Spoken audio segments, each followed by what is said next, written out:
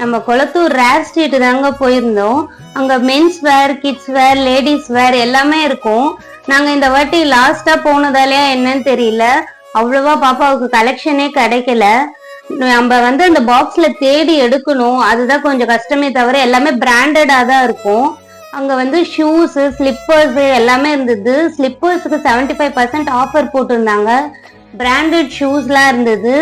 Ladies ஸ்லிப்பர்ஸ்லாம் 7 slippers எடுத்தா 1999ன்ற மாதிரி offer கொடுத்துருந்தாங்க. லெகின்ஸ் 5 லெகின் எடுத்தா 700ன்ற மாதிரி நான் வாங்கியிருந்தேன்.